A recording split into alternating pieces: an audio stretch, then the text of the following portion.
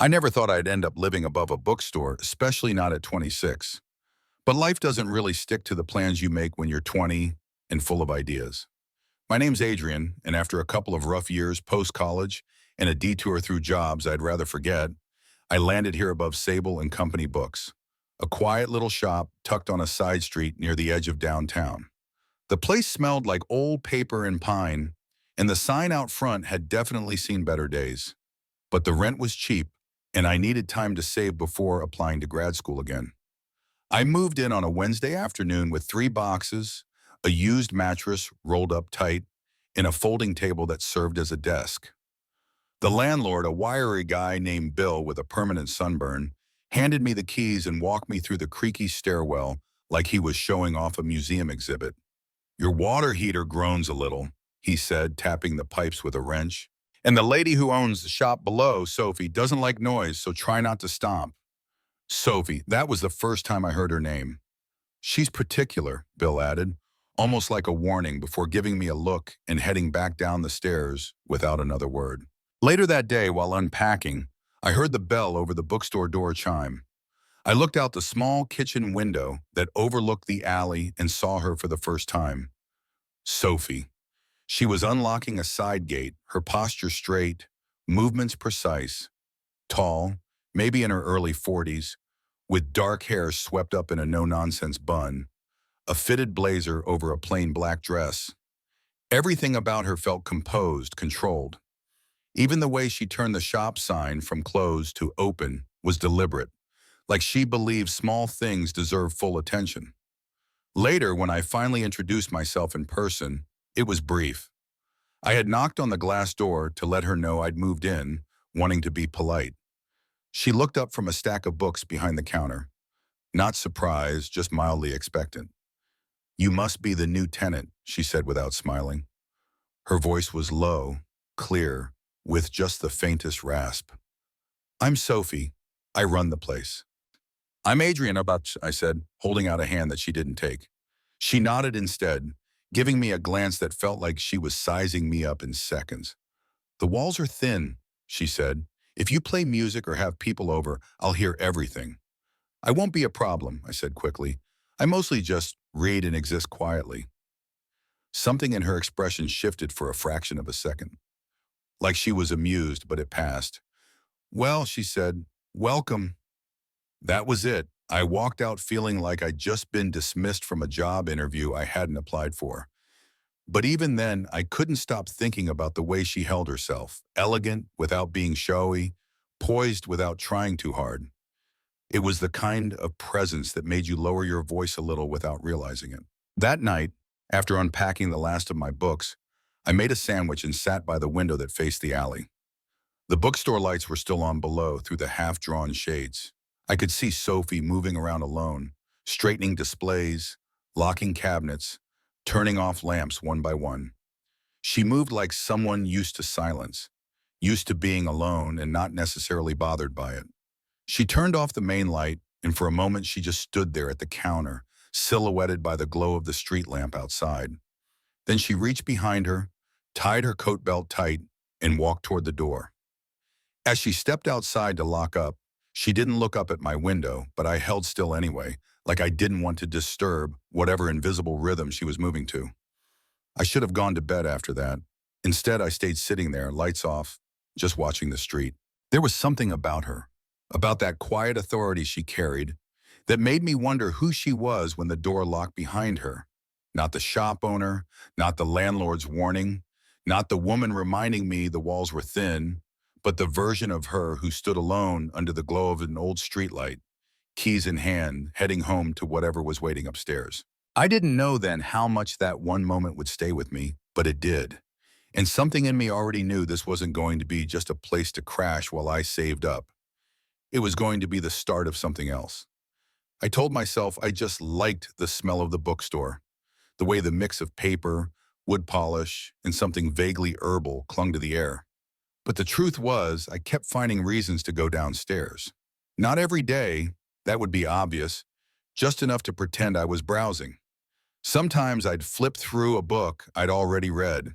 Sometimes I'd just wander the aisles, letting my fingers trace the spines like I was trying to remember something I hadn't quite learned yet. Sophie noticed. One afternoon, while I stood in front of a display of staff picks, reading the back of the same book I'd picked up 3 days before, she glanced up from behind the counter and said, "You know you don't have to pretend." I turned, a little caught off guard. "Pretend what?" "That you're shopping. You never actually buy anything." I laughed, a little embarrassed. Guilty. She didn't smile, not exactly, but her eyes had a spark in them I hadn't seen before. Most people who hang around without buying something are either lonely or curious. Sometimes both. And which one do you think I am? She tilted her head slightly, still deciding. That was the first real conversation we had. From then on, it got easier. She'd ask what I was reading, and I'd return the question. We swapped movie recommendations, compared the best coffee shops nearby, and debated whether winter in the city was underrated or just inconvenient. Her tone was always a little dry, like she didn't want to reveal too much, but I could tell she was letting me in just a little. Sometimes I caught her watching me out of the corner of her eye when she thought I wasn't looking, and I wasn't imagining the shift in her voice when I walked in, less guarded, more curious. Then came the night with the boxes. I had just finished a late dinner and was heading up the back stairs when I saw her struggling with 2 heavy boxes outside the shop's rear door. The alley was dim, and she was trying to unlock the service entrance while balancing both loads awkwardly against her hip. "Need a hand?" I asked, already reaching for the top box. She hesitated for half a second, then nodded. "Thanks." We carried them up the narrow staircase to the upper level, where I learned she had a storage room tucked above the back of the shop. The space was cluttered, books, old signs, office supplies, but still somehow neatly chaotic, like everything had its place, even if it looked like it didn't. "You're organized," I said, setting the box down. She gave a small shrug.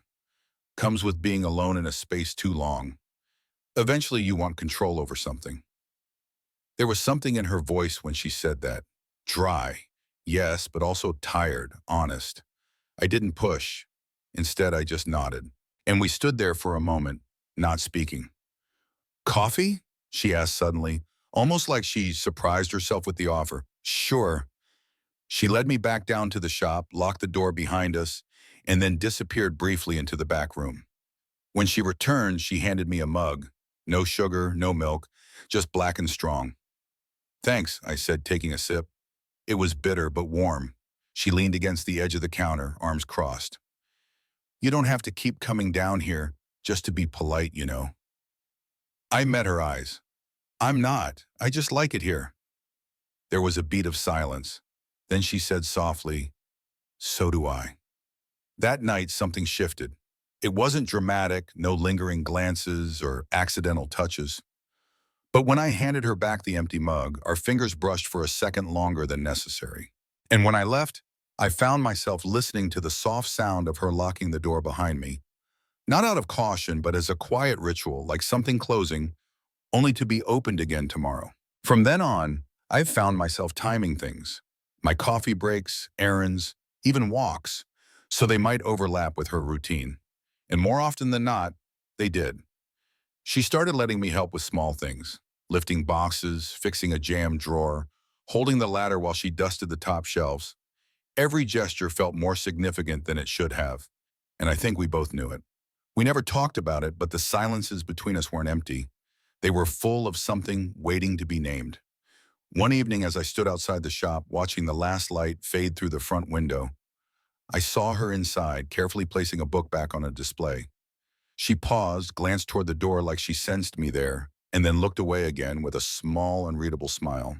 It was one of those cold, drizzly nights when the rain didn't pour, just hung in the air like a gray curtain. I had been upstairs for most of the afternoon trying to focus on reading, but mostly just listening to the rain tapping on the window. Below me, I could hear faint sounds from the shop. Drawers opening, the low hum of a playlist she only played when the store was empty. Sophie liked her music quiet, just enough to keep the silence company. Around evening, I heard the bookstore's front door lock. A few minutes later, there was a knock at the side entrance, the one that led up the stairs to my place. I opened it to find her standing there with a hood over her hair, a bottle of wine in one hand.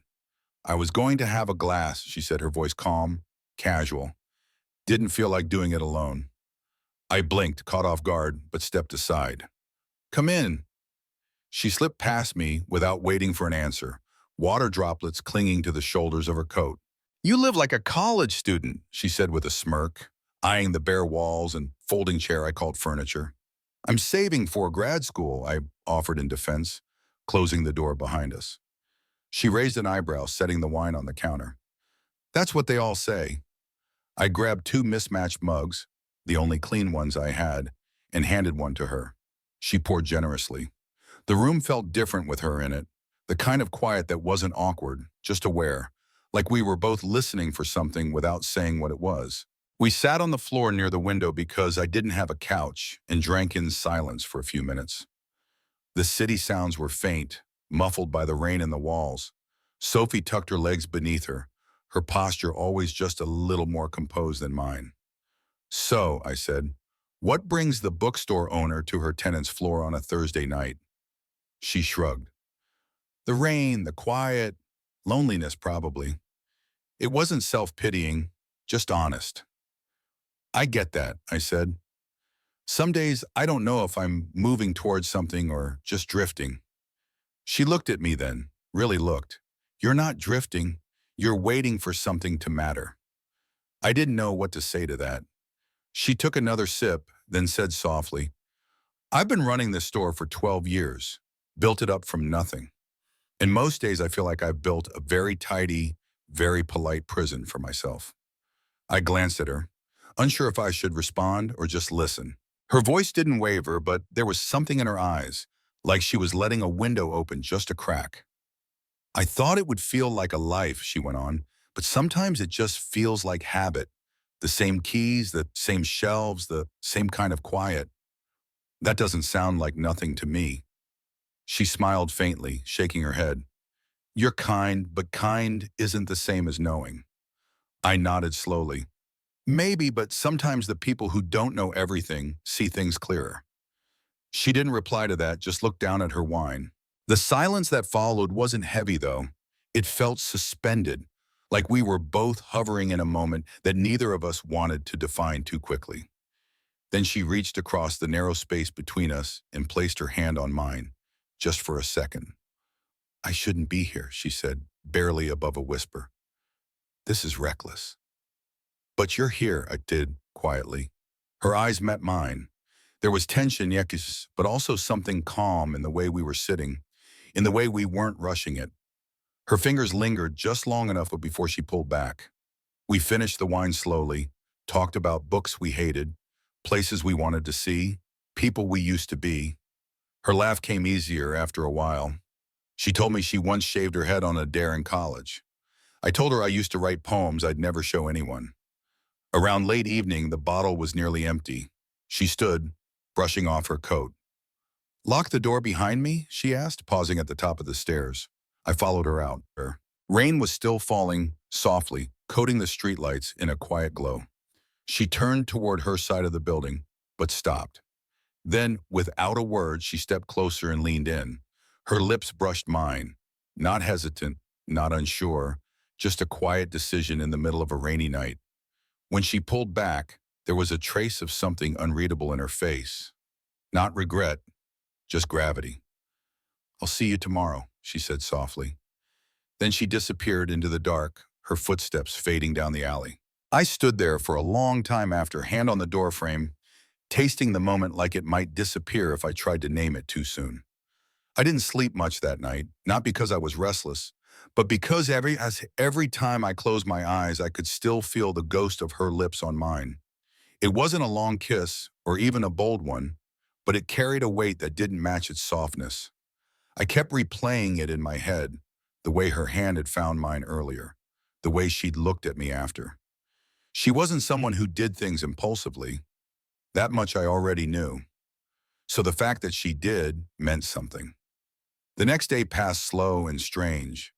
I heard her moving around the store below, the occasional bump of boxes or shuffle of bookshelves. I wanted to go down there, say something, anything, but I didn't.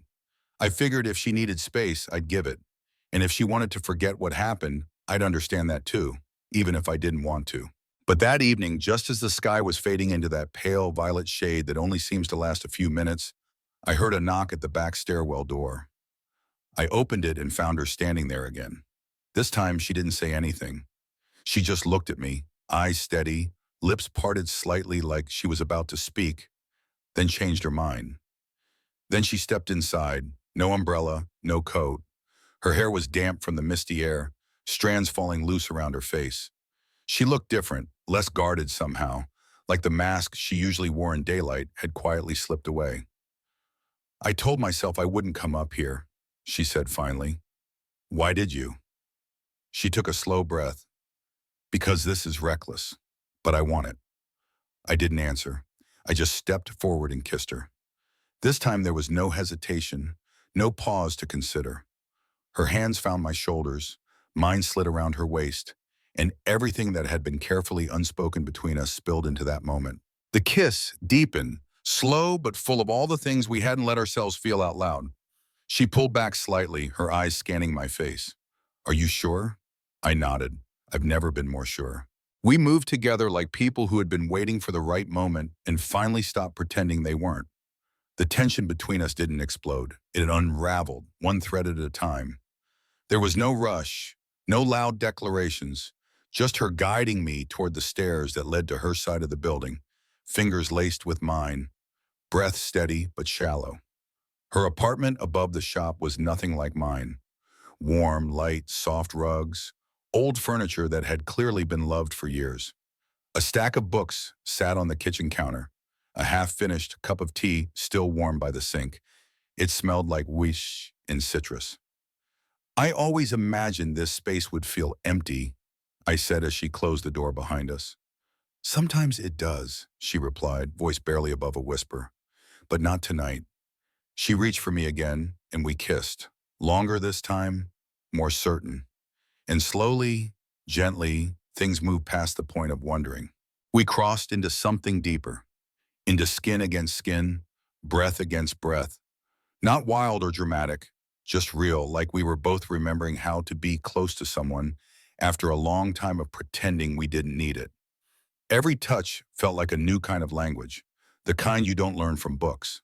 She led but never dominated. I followed but never surrendered. It was equal, like an exchange, each moment a question answered without words. We took our time, shedding years of solitude with every quiet motion. Later, when we lay tangled in soft blankets, the windows cracked open to let in the cool breeze. She turned toward me in the dark. I haven't done that in a long time, she said softly. Was it a mistake? She was quiet for a moment. Then, no, but I don't know what it means yet. I understood.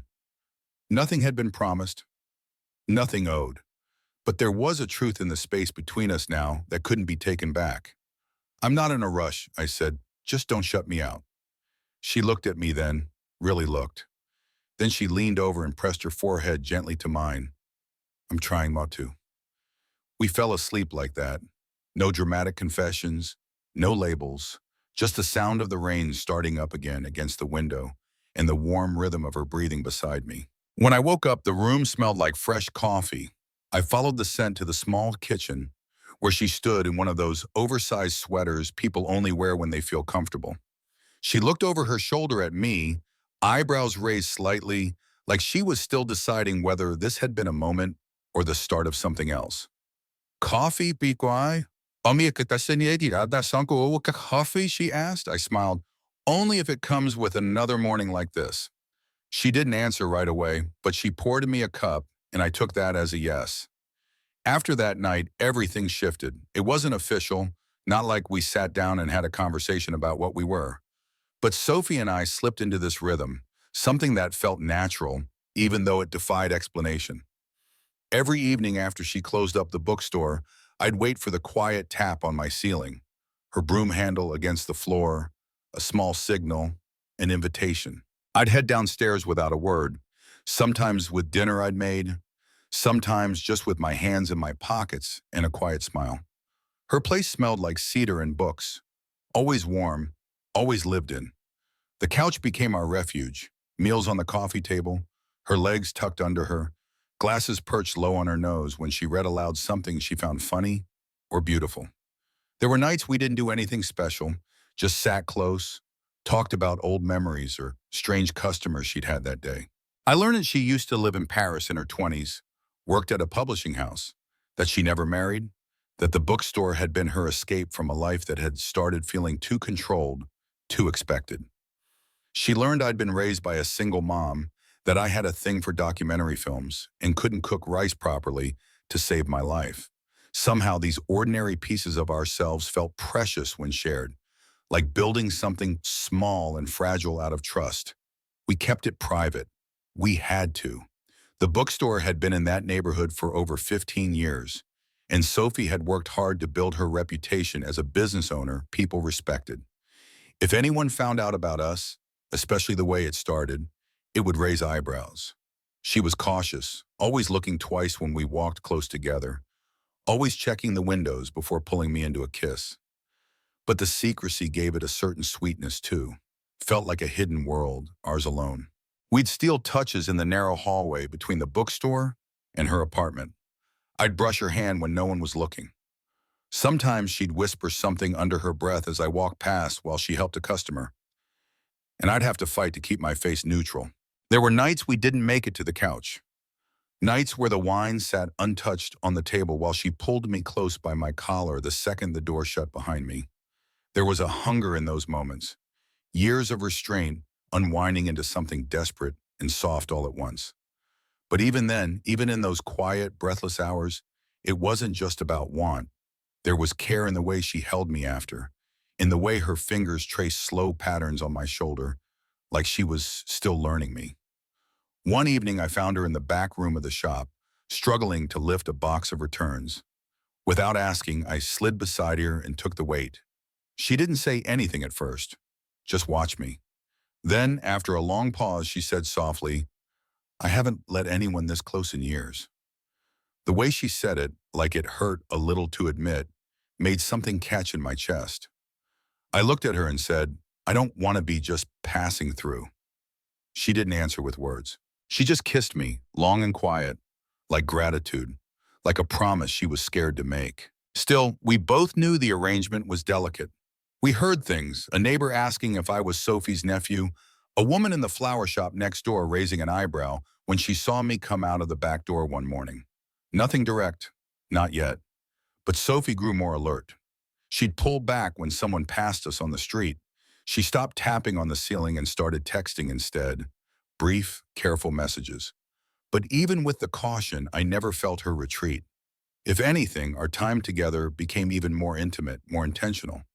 We moved slower, laughed more, lingered over dinner. She started letting me help organize the back office, trusted me with the ordering system. I started reading more, trying to understand the book she loved. I even found a first edition of one of her favorite authors online and surprised her with it. She cried, just a little. She tried to hide it, but I saw. The whispers started softly, like background noise you can almost ignore until you can't. First, it was little things, a pause in conversation when I walked into the coffee shop down the block, a look from the florist next door that lingered just a second too long. Even the mailman, who usually barely grunted a greeting, suddenly seemed overly polite, like he knew something but didn't want to say it out loud. Sophie tried not to let it show, but I could see it wearing on her. The subtle way she avoided standing too close to me outside the store. How she stopped reaching for my hand when we walked the short stretch to the bakery on Sundays. We used to share glances that felt like our secret. Now her eyes darted to nearby windows before settling on mine. "I think Mrs. Keene saw me leaving last night," I said one morning, sitting at the counter in her apartment while she fixed tea. She didn't look up. "Probably." And Sophie stirred the tea in silence, then finally looked at me. "This neighborhood, it remembers things. People don't forget. They just wait for the right moment to remind you." I sighed. "So we're hiding again." She gave a small, tired smile. "We never really stopped." The distance didn't come all at once. It slipped in like fog. We were still together most evenings, still sharing dinners, still tangled under blankets as the bookstore fell silent below us. But the conversations changed. Laughter gave way to quiet. Her shoulders seemed heavier, her words more careful. One night I brought it up. I don't know how much longer I can do this, I said. Pretend we're nothing when we're not. She didn't argue. She just exhaled slowly, staring out the window. I know.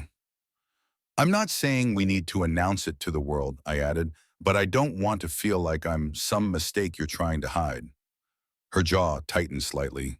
It's not about you, Adrian. It's about me, my life, the store, everything I built. People don't understand this. Then let them misunderstand, I said. Let them talk. They're going to anyway. She turned to me then, her expression hard to read, part fear, part exhaustion. I've spent so long trying to be taken seriously as a woman, as a business owner. I don't get to be careless. You think being with me is careless? She winced immediately, regretting the word. That's not what I meant, but it's what you feel. We didn't yell. We weren't that kind of couple. But the silence after that felt louder than shouting ever could. She left early that night. I sat in my apartment, staring at the ceiling, wondering if the whole thing was starting to unravel. But just after midnight, there was a knock at my door. I opened it to find her standing there, coat half zipped, hair slightly damp from the rain. Her eyes looked tired but clear. Without saying a word, she stepped in and closed the door behind her. I couldn't sleep, she said. Me neither. I tried to tell myself it would be easier to pull away, she continued, voice trembling slightly. But all I kept thinking was how empty everything felt without you. I didn't answer. I just reached for her, and she came to me like she was finally done pretending she didn't need to. That night, the closeness between us felt different. It wasn't urgent like the first time, and it wasn't tender in the usual way either. It was desperate, like both of us were holding on to something that felt like it might slip away if we loosened our grip even slightly. She kissed me with a kind of rawness I hadn't felt before, pulling me into her with both fear and need in equal measure. We moved together slowly but with weight, every touch saying what we hadn't found the words for. Afterward, we lay there in the dark, our breaths slowly sinking, the silence no longer heavy, but full of meaning. I'm terrified, she whispered, forehead resting against mine. But I can't stay away from you. Then stop running, I said quietly. We'll face it together, one step at a time. She didn't reply, but the way her hands slid into mine, fingers locking tight, was all the answer I needed. The shift didn't happen all at once. It was gradual, quiet, like waking up one morning and realizing the season had changed without telling anyone. Sophie and I didn't have some grand conversation about what we were going to do next. We just kept going.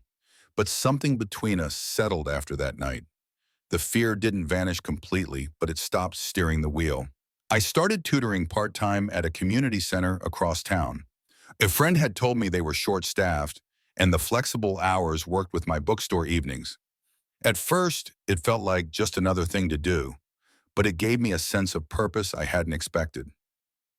Watching kids wrestle with sentences or light up when they solved a problem reminded me why I'd applied to grad school in the first place. Sophie noticed the change in me. You're different, she said one night while we were stacking books after closing. Better or worse? She smirked. Better, more rooted. I laughed. That's a very bookstore way of saying it. She rolled her eyes, but I could tell she meant it. And in return, I tried to give something back. I started spending time helping her reorganize the shop, not just lifting boxes or adjusting displays, but bringing in new ideas. A weekly newsletter, a section for younger readers, even hosting a local book club on Thursdays. At first, she resisted. She'd built the store with her own hands, and I knew the idea of changing it, even in small ways, made her nervous. But eventually, she let me in. You're good at this, she admitted one evening as we worked on a new front table display. You mean stacking books in alphabetical order? I mean making this place feel alive again. I looked at her, caught off guard by the vulnerability in her voice. You did that first. I'm just following your lead. Another kiss followed, the kind that didn't need to be heated or hungry, just full of quiet knowing. Our nights became slower, more intentional. We still had moments of urgency, but more often there was patience in the way we undressed each other. She started leaving her hair down more often around me. I started keeping an extra shirt in her apartment drawer. There was one night in particular that stuck with me. We had spent hours reorganizing the nonfiction section, followed by dinner, takeout on the floor of her apartment, surrounded by open books and half-drunk glasses of wine. I was tired, my shirt stained with soy sauce, and she had her legs draped across my lap as she read aloud from a poetry collection we'd found on a forgotten back shelf. Her voice was soft, slower than usual. And then she paused, lowered the book, and looked at me. "You've changed this place," she said. "Not just the shop, me." I brushed a strand of hair from her cheek. "You changed me first." It was the kind of moment that didn't need to be chased with anything more. We just sat there, her head resting on my chest, the bookstore quietly humming beneath us. We started talking about the future, not in dramatic, life-altering ways, just small threads. Could we grow the business? Should I apply to schools out of state or stay close? What would it look like to be seen together openly in the neighborhood? No answers yet, but the questions were being asked. For the first time, it didn't feel like we were walking a tightrope. It felt like we were building a bridge. One morning I came downstairs and found her behind the counter, reviewing supplier invoices with a pen in her mouth. She looked up and said, "You know, if you want to make that poetry night idea happen, I'm in." I blinked. "Really?" She nodded. "Let's stop hiding. Let's start inviting people in." It wasn't a declaration of love. It wasn't even a plan, but it was something. And it felt like the beginning of the next version of us. The night of the poetry reading arrived without fanfare, but it felt like something more than just an event. It was Sophie's idea to keep it small, just a handful of regulars, a couple of local writers she'd supported over the years, and a few curious neighbors who had wandered in after seeing the flyer taped to the shop's door. We cleared space between the shelves, arranged chairs in loose rows, and pushed a little antique table to the front as a makeshift stage. A kettle of tea steamed behind the counter. A plate of store-bought cookies sat untouched, but it didn't matter. People were here, and for the first time, I wasn't just the guy upstairs. I stood beside her that evening, not behind her. We didn't make a grand announcement or hold hands for everyone to see, but we didn't need to. The space between us was different now, and anyone who cared to look would feel it. I introduced the first reader. Sophie dimmed the lights. And just like that, the store shifted from quiet business to soft gathering. Words filled the space between shelves. Funny, messy, beautiful poems about loss and weather and memory. Sophie stood at the back, her arms crossed, but I saw the way her face softened when the words were good. Midway through, she came to stand next to me. Our shoulders brushed. She didn't move away. After the last poem, people clapped politely. Conversations bloomed in the corners. I poured tea for a retired teacher who confessed she hadn't been to a reading since the 90s. Sophie laughed softly with a couple she knew from the antique store up the block. No one asked questions. No one whispered. Later, when the chairs were stacked and the lights turned low, we walked the short distance back to her apartment in silence. It had rained while we were inside. The street glistened with puddles reflecting storefronts and street lamps. She slid her hand into mine as we turned the corner. Just like that. No hesitation. "You know," she said, "they're still going to talk." "Let them," I said. "They talked when we were hiding too." She smiled. "You've made me braver than I wanted to be. You've made me belong more than I thought I could." When we got inside, she lit a candle instead of flipping on the lights. The apartment glowed with a warm, flickering kind of peace. We didn't rush. There was no urgency anymore. That night, our intimacy was something new. Not tentative, not fiery, not tangled in secrecy. It was steady, confident. The way her fingers moved along my back as we kissed, slow and sure. The way I lifted her sweater over her shoulders like it was second nature. We undressed each other with reverence, like people choosing to be seen fully, no shadows, no holding back. After, we lay there in the hush of the bookstore's ceiling below us, her head on my chest, my fingers trailing lazy circles on her arm. "I used to think this place was all I needed," she said. "The shop, my space, my rules." And now she tilted her head just enough to meet my eyes. You turned my quiet life into something worth sharing. I smiled. You gave me more than a room upstairs. You gave me a home. The words hung between us, soft and certain. She didn't respond right away. She just nestled closer and closed her eyes. The next morning, we opened the store together. No more side doors, no more carefully staggered exits. I stood behind the counter, helping her restock a shipment of new arrivals while she handled the register. A few regulars came in, said hello, smiled a little longer than usual. No one asked questions, and when we locked the door at dusk, the street still warm with the last light of day, she turned the sign to closed and looked at me. "We made it," she said. I nodded. "And it's just beginning." We didn't kiss in that moment. We didn't need to.